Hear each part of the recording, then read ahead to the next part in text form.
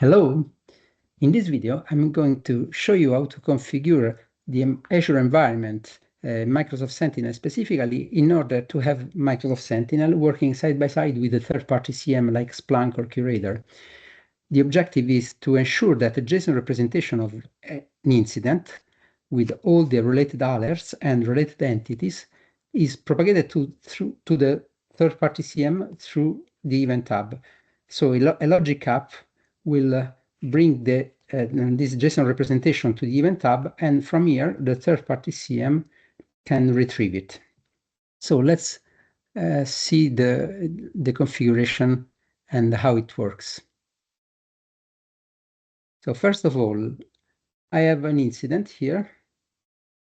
I was just trying to run the demo a moment ago, so we will see also that one, but no problem, we can repeat it. So I have an incident, for example, let me take this incident here.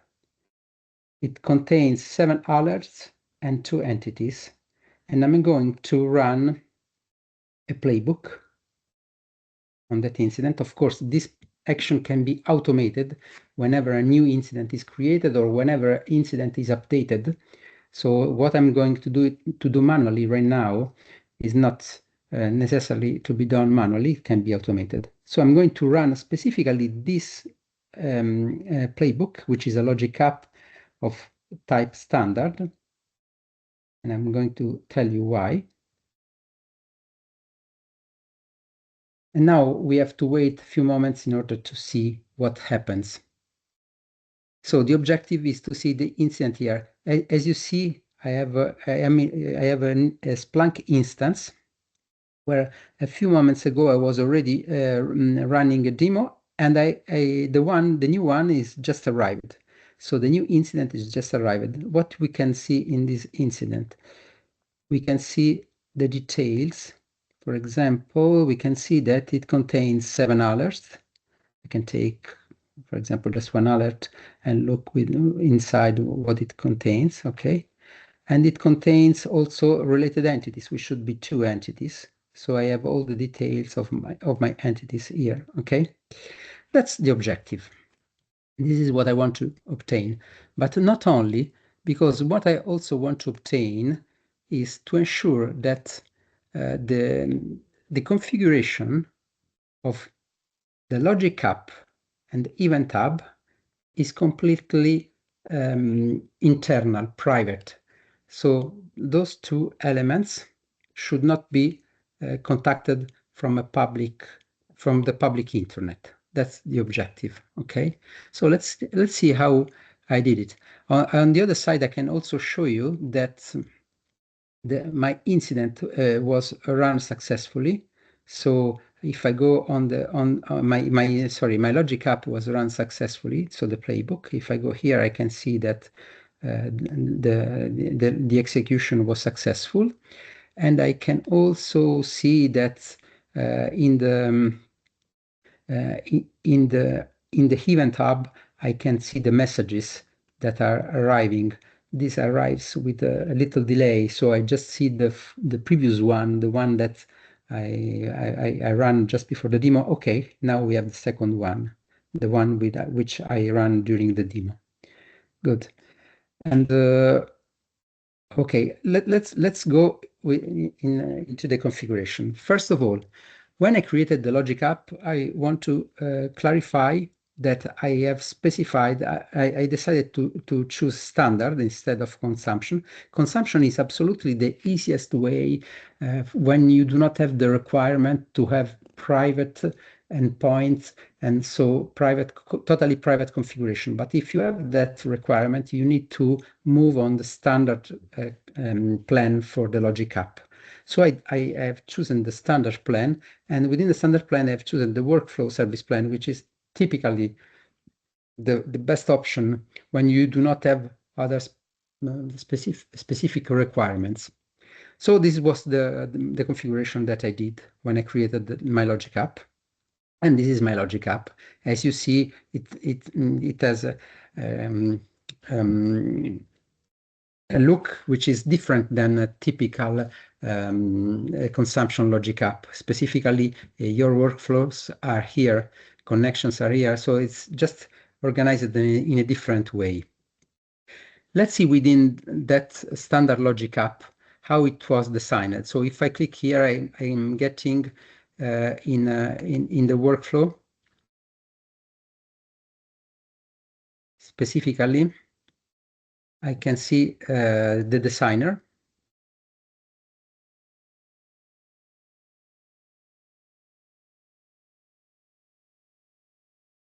Okay, it's arriving. So what I'm doing in this logic app, first of all, I retrieve the incident using the Sentinel incident trigger. Then I parse the incident. So what I have here is just the body of the incident. I use the standard schema for that specific type of content. Then I initialized a variable, which is original incident. And within that variable, I took the parsed incident. So the body, the JSON, the parsed because it's JSON content, so it's JSON parsing. So the body of that parsing. Then I initialized a new variable, which is modified incident.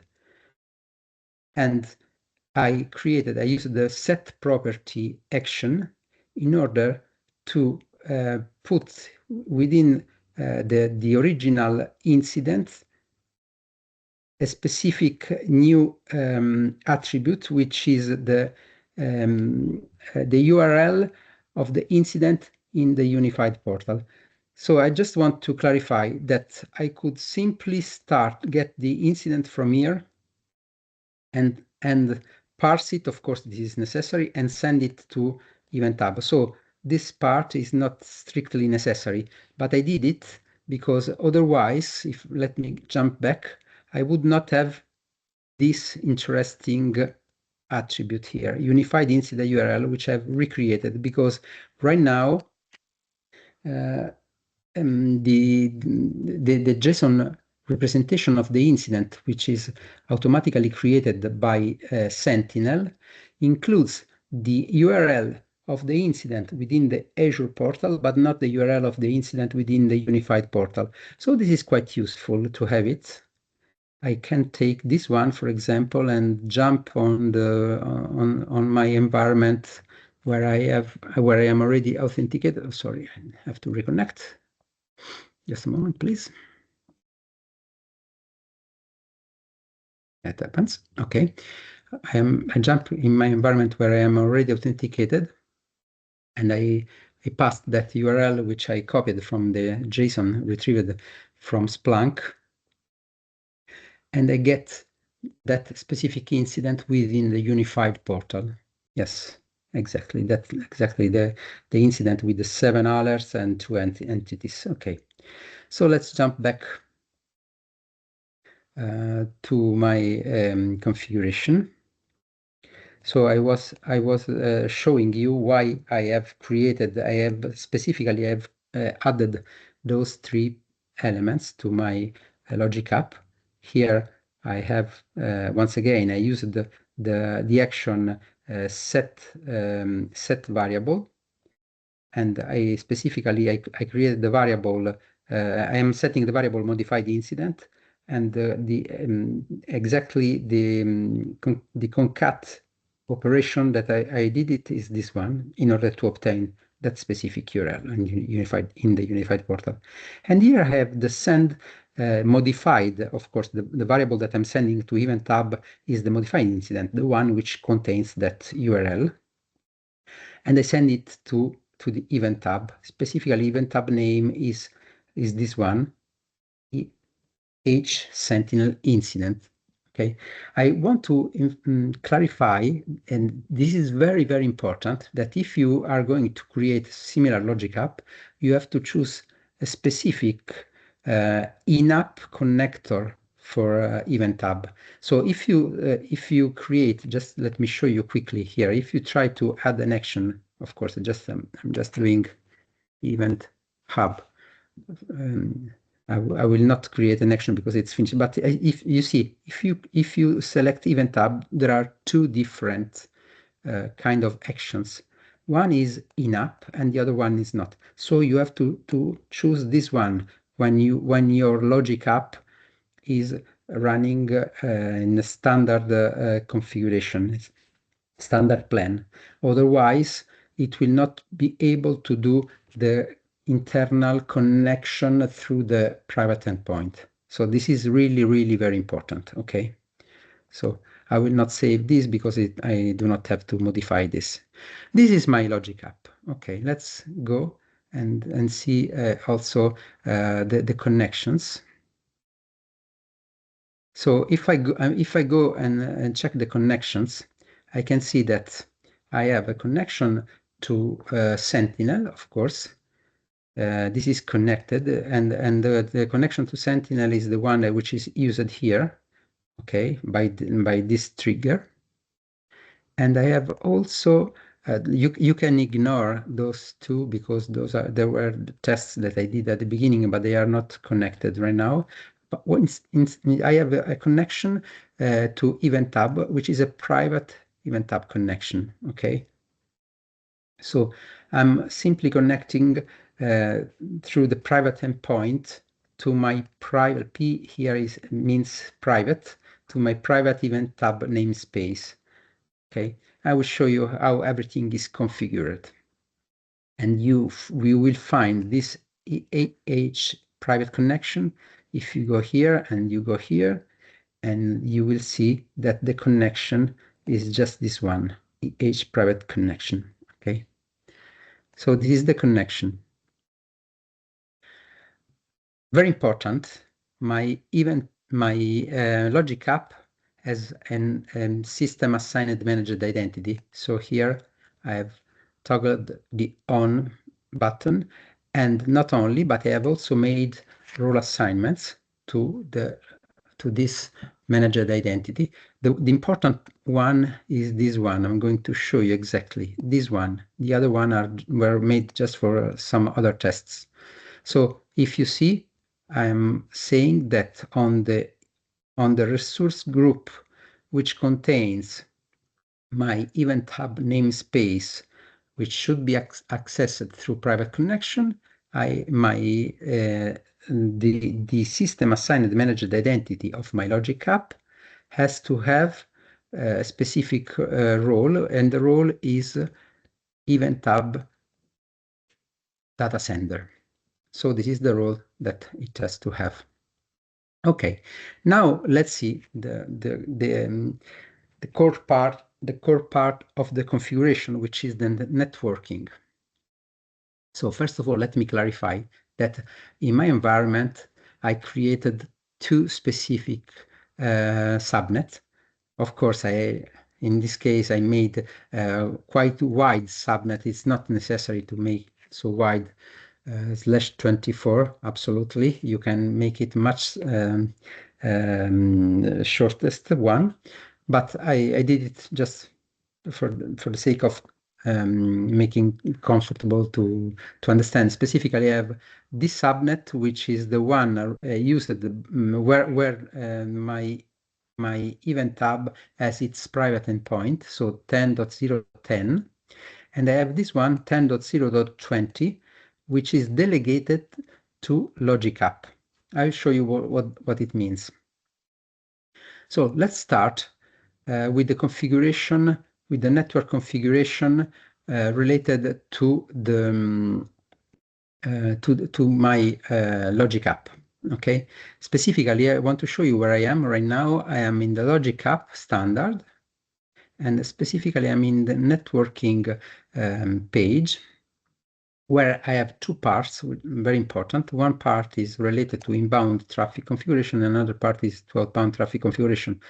What is really, really important to know is that I have right now virtual network integration configured in outbound, because my logic app is able to connect to the Event Hub by using the Event Hub private endpoint. And also inbound, I have ensured that my logic app is not publicly accessible.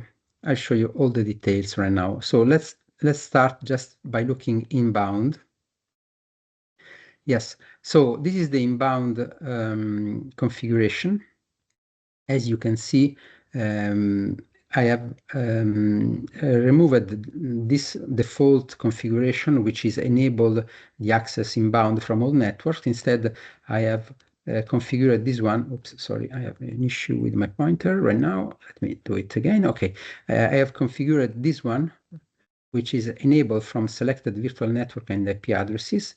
And specifically, I have enabled the access from from the tag Azure Sentinel.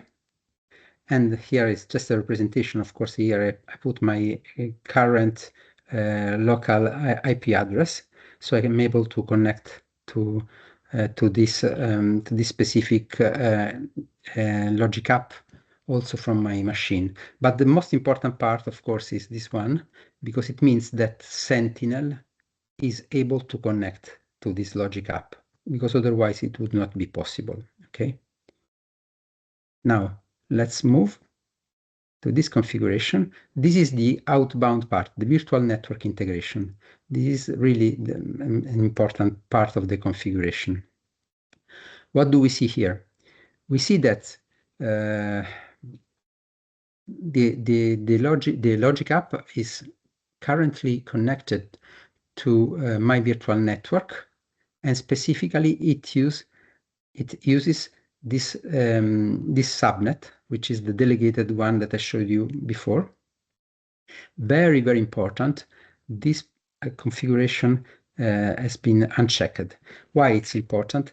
Because my logic app has also a backend. It has a backend storage account, and also the storage account should be configured to make it possible a public connection. So this is in this way, I'm assuring that my logic app does not connect through internet; it connects through the virtual network.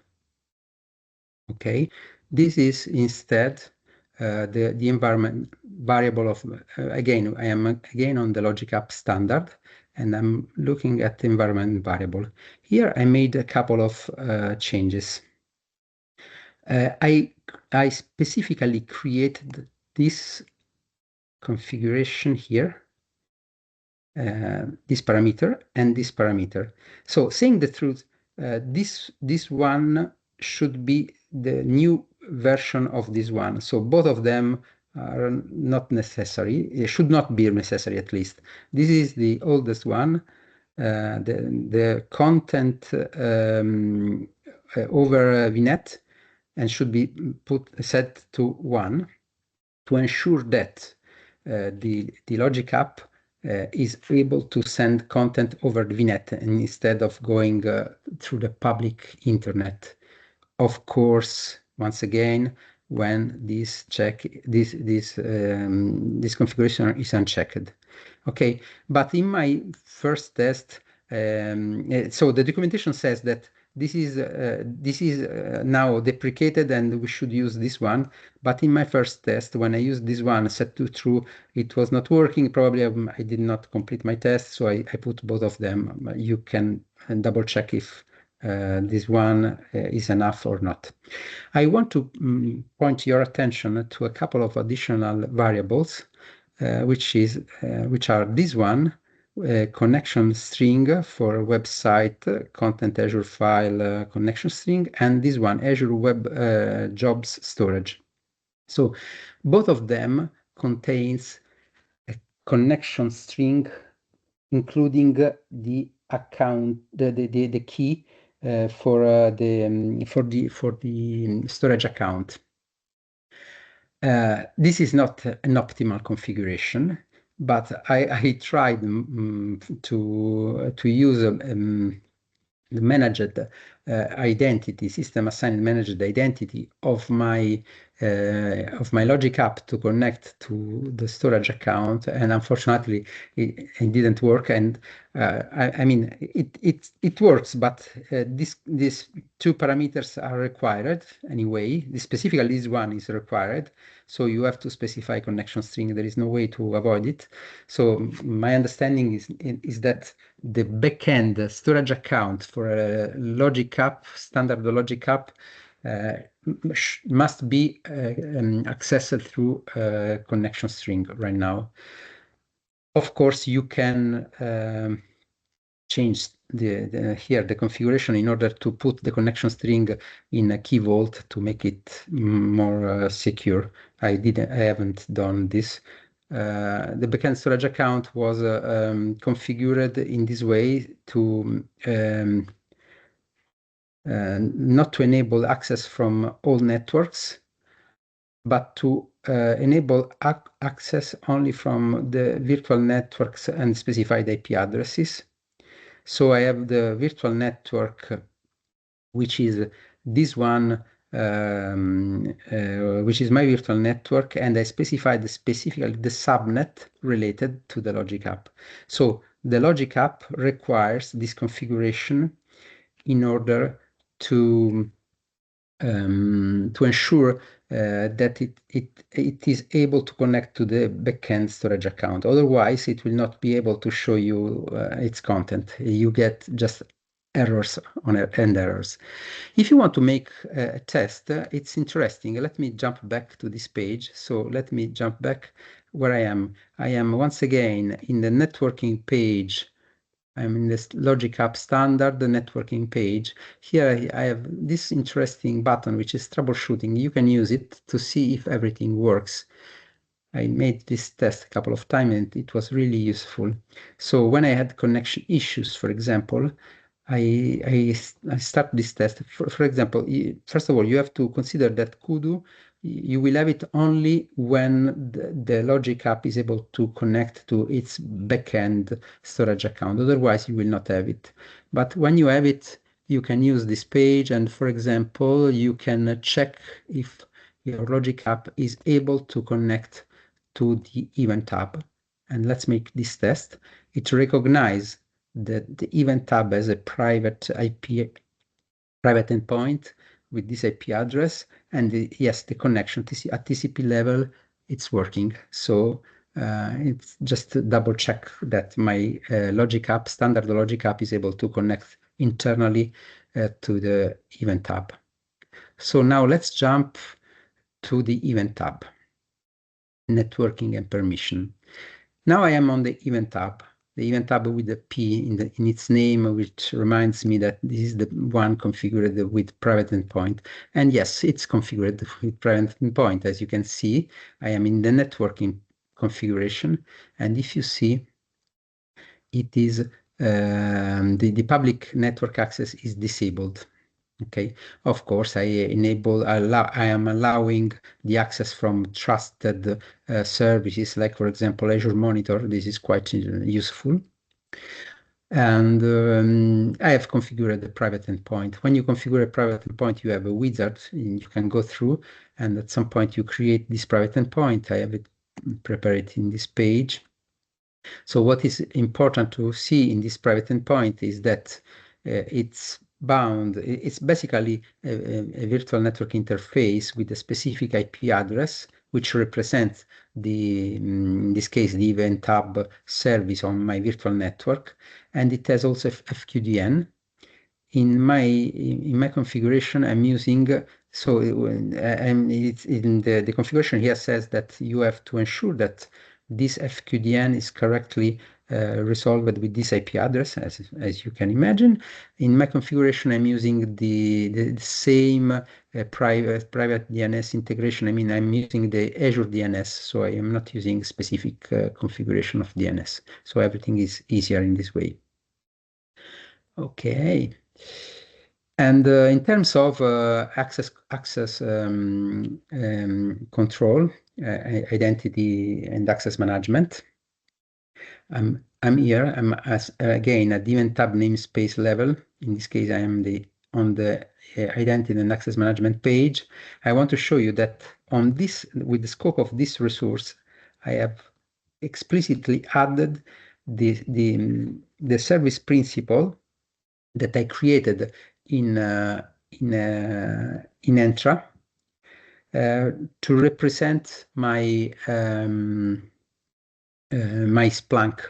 So when I connected Splunk to Azure, I have created an application app registration in Entra, and that app registration has created the service principal. So this service principal is the one that I am authorizing here with the role of data receiver, because the Splunk has to read data, it has not to send data.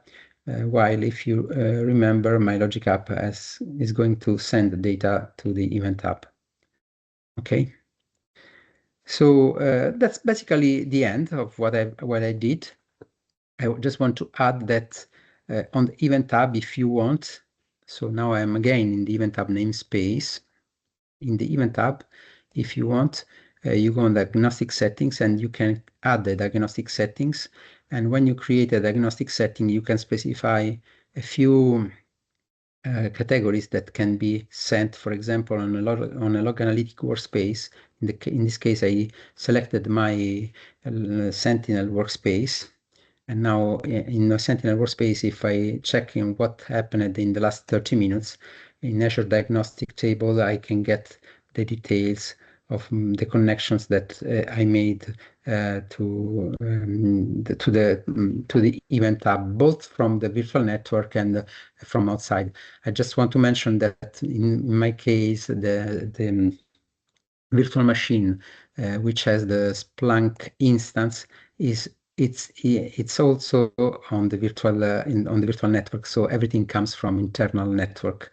That's why it was easier for me to configure also this part. Maybe it's worth to show you part of the configuration. So on the Splunk side, I have added this app to Splunk. And what I did is I created here in the configuration part, I created an account, which is represented here in this case. And in the account, basically, I just had to write the tenant ID, the client ID, and the client secret retrieved during the app registration that I did in Entra, and the one that I mentioned just a couple of minutes earlier. And when I did this, I could finally create a new input starting from here, a new Azure Event Hub input. And in this Azure Event Hub input, basically, I specified all the parameters, the FQDN of my Event Hub namespace, and the Event Hub name, and then both those two things, nothing more. So I basically, when you create the input, you have just to select your account created here in the configuration part, and then you have to specify the FQDN or your event hub namespace and the event hub name. So that's it. I hope it was useful to have an understanding of how Sentinel can send incident to an external SIEM, which is a JSON representation already correlated with the entities, like with the alerts and entities included in the incident. It's not the only way to configure Sentinel working side by side with a third-party incident. There are different approaches which are very valuable. Specifically, if you use the configuration or the export configuration on Azure Log Analytics, it's absolutely much easier, but you lose the correlation of the alerts and entities within the incident. So you have just the IDs and then of others and entities, and then you have to recorrelate and reaggregate those information on the target SIEM, third-party SIEM. So sometimes it's useful to have just a full, complete vision of the incident with everything which was included inside. So I hope it was useful, and thank you for your attention. Bye.